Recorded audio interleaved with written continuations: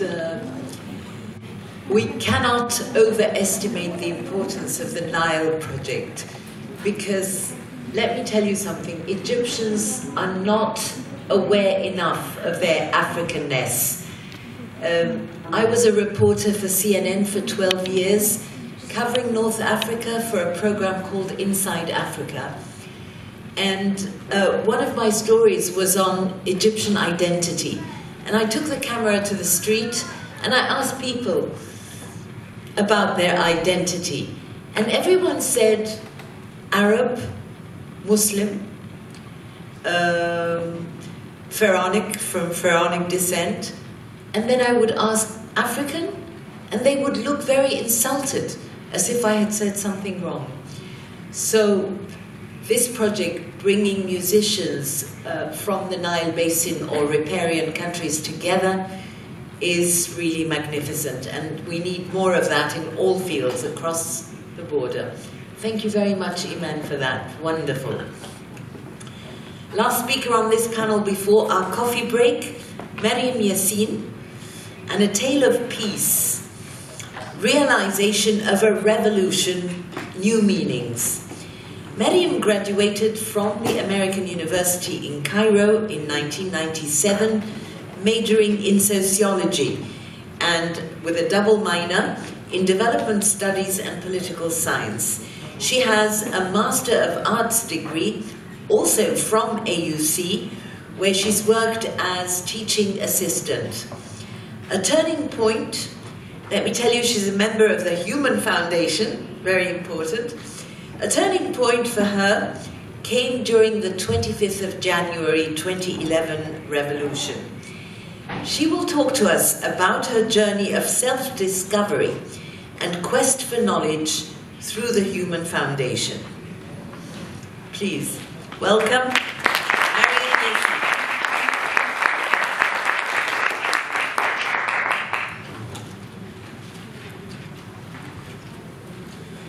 First of all, I'd like to express how blessed and honored I am to be among this beautiful collection of very special people. I express my deepest gratitude to the Human Foundation, Dr. Alia, especially for allowing this opportunity to me, the Library of Alexandria, and to Moshira's very welcoming spirit to all of us. Thank you. Shahira, sorry about that. Thank you all for that.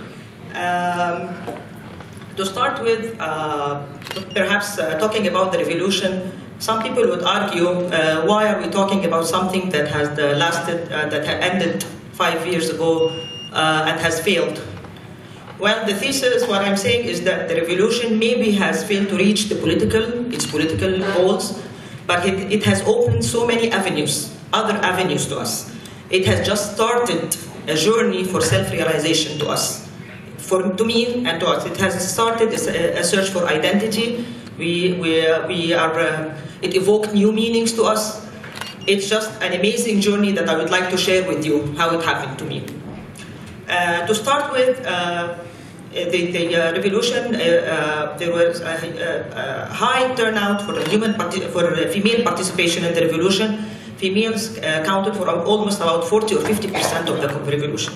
However, I never identified myself as a female when participating in that event. I never identified myself as a female.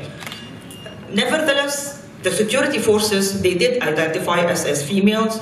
They were very brutal against females. In particular, we have many incidents of females who were detained in prisons, subjected to degradation, including rape. This is documented by human rights organizations. And I think that is because the female is a symbol of resistance, of struggle, of nurture, of transformation, of creation. So throughout history, whenever there is resistance, the female is the subject to undermine this power of creation through the female. So, okay, I passed this one. Sorry about that. My theme here in this paper is to understand the shift in Egyptian consciousness during and after the revolution. As I said, the revolution has not ended, it's still unfolding, it still has started its course. And my main question is, can the utopian society of Tahrir Square be recreated and beyond the political scope. Can that be created? And my methodology is using the personal narrative and analysis and theory as well, combined with analysis and theory. Like I was just saying, the female is a symbol of resistance and creation, perseverance and transformation. That's why females were targets of violence to destroy the spirit, a symbolic rape of the community. Destroying the female is a symbolic rape of the community. And let's see how Sally Toma, she was an activist who was subjected to this, expresses this. This is very touching quote. She says, "I still see myself crucified, naked in Tahrir, and people still pass me by banging their drums and hailing the one who crucified me. Recently, I made a conscious decision to not allow them to defeat me. I will fight. As a woman, I was born to fight, and I have already come so far claiming my place in my homeland. Their actions were destructive, but I will assume a building role from now on. I will create from the rubble and the ruins all life and freedom." This is Sally Toma, and I couldn't find anything better to explain what the feminine spirit is then. Despite the rubble, she will build. Despite destruction, she will build, and she will keep struggling. Okay, retelling stories from the revolution. I would like to share some stories with you, if I'm allowed the time. Let's start with the 25th of January, the very early spark of the revolution, and it wasn't predicted to be a massive revolution then. My sister and I joined a small mob in downtown. As soon as the security forces, they came, they stormed in, beating everyone and arresting everybody else. And I found myself grabbed to a cafe, seated on the cafe, and a can of Pepsi put just in front of me. And the same thing happened with all the other demonstrators, as of course the capacity of the cafe could allow. And even more what happened is after the tear gas became so intense that we couldn't tolerate, the cafe owner shut down the doors of the cafe so that we don't get affected by this tear gas until things relatively calmed down and we're able to go out again. Until this day, I'm puzzled by this accident. I'm puzzled. It wasn't organized. Who grabbed me? Why did he grab me? Why would someone grab a stranger like myself? Why was the cafe owner risking this? I mean, the drinks were not charged. They were just for camouflage. Why would he risk such a risk? Until this moment, this is really puzzling to me, but the only explanation I can say is that it's collective solidarity. And this was my first time to see something called collective solidarity. I have never seen that before, but I've seen it at work on that day. Another day of the revolution, on the 28th of January, my husband and I decided to join the marches coming up from Mustafa Mahmoud Mosque, a very hot spot for the revolution. But unfortunately, we missed the initial one. We came across a subsequent one, and we decided to join. Later, we found out that this march was coming from the less affluent area of Tahrir. In all honesty, I was kind of concerned. I had my fears. What about a female from Muhandiseen, from the affluent area of Muhandiseen, amongst a predominantly male, male crowd from Tahrir? After a while, this guy came gently asking me to stay in the middle, not in the front, not at the back. He was caring for my safety. He was concerned about that. It really touched me, how noble they were, how responsible they were, how devoted they were. And this was one point of class transcendence. This was unknown other to me. This was my first time, perhaps, to come that close to those unknown others, and to see how noble they were, how responsible, how even sense of humor they had. And I came to share this with them. I came to share our devotion together, to share the same demands together. So this was one really opening eye for me, for the rest of the community whom I've been living with for all those years, because I've never met that close. On February 2nd was another incident of really spontaneous, amazing organization that I think we cannot logically explain. On February 2nd, the Tahrir Square was attacked by pro-Mubarak regime, riding horses, riding camels. Instantly, in the Tahrir Square, people divided themselves. I don't know how even this happened, into groups. One group would collect the stones and transfer them to the front line. A second group would be responsible for defending the front line. A third group would carry the wounded to the locally erected hospitals in the field. A fourth group would give in the captured ones to the military. It was amazing. How did this happen? When did we have the time to organize this? How was it organized? We will try to explain that. But even in this organization, they were very creative. I mean, this was a very limited surrounding. However, for example, we needed some sort of communication to communicate to the people in the square that the attackers are coming. So they used a metal rod, they used the sound code. A metal rod knocking 3 times on the lamplight means that take shelter or take position, the attackers are coming. And everybody in the square knew that. This was amazing also. When did we have the time to communicate? When everybody would tell somebody. And also they didn't have any means to carry the collected stones to defend themselves. They ripped the banners, the cloth banners, and 2 or 3 people would carry them, and they collect the stones and carry them to the front line. I mean, it's just amazing how organized, how everything goes smoothly, quickly, instantaneously, and very organized. The fourth incident during the Muhammad Mahmoud clashes, they were very severe clashes that happened downtown. The ambulance was not allowed access inside the clashes. Instantly, a group of motorbikers was formed where they go into the heart of the clashes and bring the wounded back to the first ambulance they can find.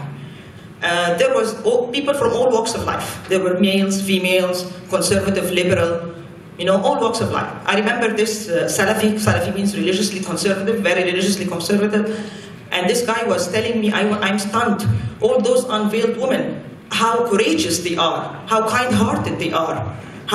This was, for this Salafi, this was the first time to encounter such other that he used to believe as bad. They are bad once before, they are not veiled or whatever. So this one again was an opening consciousness, identifying the other.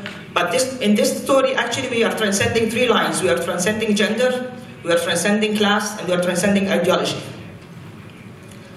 Other than that, there were many general patterns. Of course, it can't be inclusive of what happened in the revolution, but there were general patterns. Mama Khadija, for example, opened her house for all the occupants of Tahrir Square. Pierre Sioufi used his apartment as lodges for the Tahrir Square. People, they can read, they can sleep, they can even cook them, food for themselves. Heba Suwidi vowed to treat all the wounded in the hospitals, all the wounded. Young doctors came from governorates just to help with the people who are wounded in the square. Even the street children had a part to play. They shared the little food that was sent to people in Tahrir Square. They shared it with them. And amazingly, after Mubarak was ousted, we all shared cleaning the street and cleaning the square, which is very symbolic to me. And I'll speak to that on that later, maybe. Okay, if you want to analyze those stories, if you want to see a pattern, so extract some patterns from those stories, what are the patterns that we can extract? I think the first thing we can talk about is collective solidarity, the spirit of compassion, the spirit of empathy, of sympathy, of relating to each other, connectivity. I think we also can talk about the spontaneous and the creative organization. Like I said, it's amazing how everything was so easily communicated. It's still amazing to me. And another pattern is meeting the other, whether that other is a different class or a different ideology or a different whatever. Meeting the other for the first time. A new identification. People we've been living with together for years, but we never identified as equal, as having something in common together, sharing the same aspirations, same dreams. We share so much more than what differentiates us. This caused a perceptual or a cognitive discovery. Maybe a shift, not a discovery, maybe a shift. It caused also a process of mirroring. In that I have, like I said, in my incident when I met this march coming from Bula al-Takrur, this gave me a deeper perception of the self, because I saw myself for the first time. Sometimes you are never able to see yourself until you see the others, and then you can see what's missing or what's happening, and you can identify with them. So this mirroring happened to many people in the revolution. We started having a deeper cognitive perception of ourselves and the others. We also came to have more integral realization of our unity. because we understand that we all belong to the same root, we all belong to the same home, we are together. So we understood our unity then.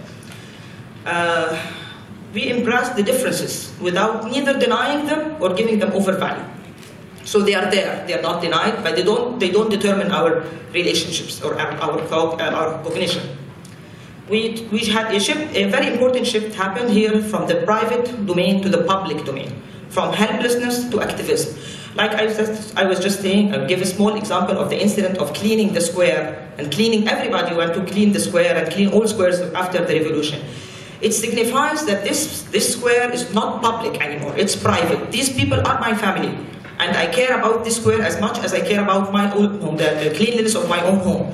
So the private and the public, they come to intersect for the first time. And helplessness, before we used to believe we are helpless, now we have a new era where we feel we're active participants, we can do something together. So that we are cleaning because we can make a change together. We were united by a desire for change that transcended class, transcended gender, and transcended ideological differences. Not even ideological differences, it also transcended nationality, because the international solidarity was something that was amazing. People were protesting in different cities of the world in solidarity with the Egyptian revolution. So even the boundary of nationality was crossed.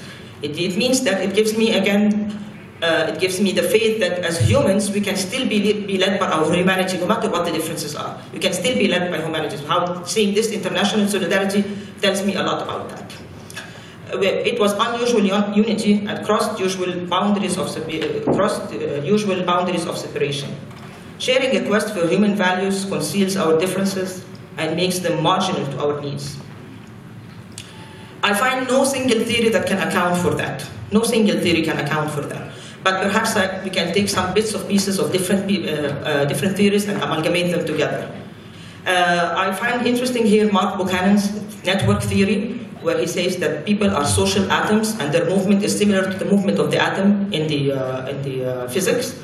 Their movement creates patterns of behavior acting like gravity.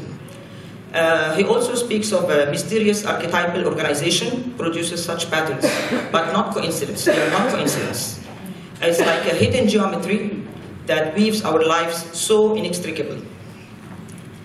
I find also Carl Jung's collective unconscious to be very relevant to this theme. He speaks of unconscious as being made up of archetypes, which are psychic, innate dispositions to experience and present basic human behavior. It is transcendental, innate, and universal wisdom that guides mankind. Jung here speaks of conceptual matrices that impact our conscious behavior and conscious thinking. He also speaks of the numinous, which is an effect of archetypes able to arise deep and intense emotions like the ones we experienced in the revolution. It was very deep and very intense emotions. But allow me to go further here, that they both start from a very different, unrelated starting point. This is very interesting to me, but they reach the same point. One studies psychology, the other studies physics. One studies the human, the other studies the physics matter. Nevertheless, they came both at the same conclusion that it is patterns that govern human behavior. More interesting, they came to the conclusion that they are unknown patterns, which means that the metaphysical came into the very physical of sciences. And this is the conclusion the scientist, the physical, reached. Speaking of humans as atoms in a movement, he came to the conclusion that it is unknown pattern that governs this movement. So the metaphysical comes here, implying something very important, which is the unity of knowledge, where all knowledge used to be united before the advent of the modern sciences, where they became sharply divided, and something that deeply affected our human consciousness. All knowledges were united before. So if you apply those theories to the movement of the revolution, this would be, as I see it, would be the movement with the nucleus of the desire for change. It's something that gathered different atoms and grouped them together: females, males, Salafis, middle class, liberal, all walks of life. This movement was shaped by patterns or caused patterns that glued people together, and this maybe can explain the things that I find unexplained that happened in the revolution. It glues people together by maybe patterns of perseverance, patterns of solidarity, as we have seen. They make collective representations of sympathy, group action, high motivation, connectivity, and so on. They make new discoveries and realizations, because new meanings are found parallel with new relationships, you find new conceptual matrix. Or are they a rediscovery or a pre-existing archetype? Is it a pre-existing archetype or is it new? Well, if we talked about the oneness that we have seen, I would dare to say that this oneness is an archetype, one of Jung's archetypes. Oneness, that we realize that we all share the same dream, we all share the same aspirations, we all have the same demands, we all want this change. Even in different forms, we all want this change. We all belong to one human embryo. We all belong to that. So I find this as an archetype of Jung here, very clear. And I find another archetype, maternal archetype of femininity and maternity, where we find compassion and solidarity and all these things that we've talked about. Unfortunately, when we thought we almost reached the sun, we found ourselves tragically falling from the sky. It's like we almost found our soul, social justice, peacefulness, the things that we, but unfortunately found, what's the aftermath of such fall? After being a very inclusive movement, now people are highly polarized and duality. Unfortunately, movements of forces of exclusion are at full play now. People are intolerant to each other. That's how the society is today. They cannot coexist. Every camp, they feel that they know what's better for Egypt. People tend to categorize things and to judge each other more, to discuss personal attitudes more than profound issues that are profound. Even the tensions reach the familial homes, where we can find in the households deep divisions. I would like to just give an example here of the terminology that people use to describe each other. For example, the pro-revolution now are described as traitors, as agents of the West. The pro-military are described as well, this is just to see the sociological impact of this, that the pro-military as the slaves of the military shoe, and the pro-Islamists are as sheep. It's very highly negatively loaded in terms. If you contrast them to the terms used during the revolution itself, they were more neutral. Like people were to talk of the pro-Mubarak regime as fulul. Fulul means remnants of things, remnants of the old. It's more neutral, it's not as negatively loaded. The people who do not want to participate or want to be part of this, they were called the couch.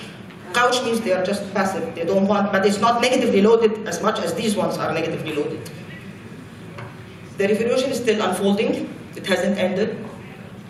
The revolution got the power of actual realization of a dream. I'm indebted to my Asl and Wasl friends to have that the revolution is like the getting back of Osiris together. The peace, it's the wholeness got together, and was the first time for me to understand what wholeness means. The maternal and the paternal are there. The maternal has the highest voice, compassion and solidarity, but the curiosity was there, and the anger was there, and the strength and the determination, it was there too. So the maternal and the paternal were both there, but the maternal had the highest voice. The wholeness was there. This was a moment of individuation, a moment of fulfillment, when I knew what whole means, and this is enough for me to be inspiring for the future, and I think it can happen again, even if it's not happening now, but it can happen again. It is still capable of inspiring the future and influencing its direction. But we have to acknowledge its errors first. The errors of reductionism. I have to be quick. What's the errors of the revolution? Why did it reach its goals? I feel two things are very important here. Reductionism. When we reduced the all-comprehensive to the political. When we reduced, instead of changing the rules of the game, the system by which it's functioning, we just sought to play the key player, change the key player, without changing the rest of the game. And also emancipation. Emancipation, we're always looking at change as coming from above, from the authority, from the state, from the structure, from the regime. And we're waiting for something to happen from them. But after the aftermath of the revolution, founded a new consciousness that emancipation lies within us. Within us. When we are emancipated, when we can emancipate the whole country or the whole. It's not the individual is as important as the regime. I'm not saying one is more important than the other, but they are both important. We have to integrate both. We have to integrate both. So, in the aftermath of the revolutionists turned inward. They refrained from the public sphere and turned more into the civil sphere. But concepts turn from abstract notions to daily experiences and struggles. Meanings are constantly emerging. A new consciousness is emerging.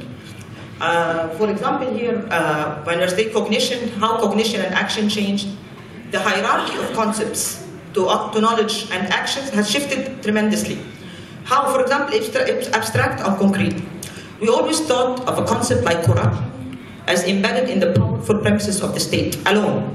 We never thought of corruption as an individual, everyday practices done by people.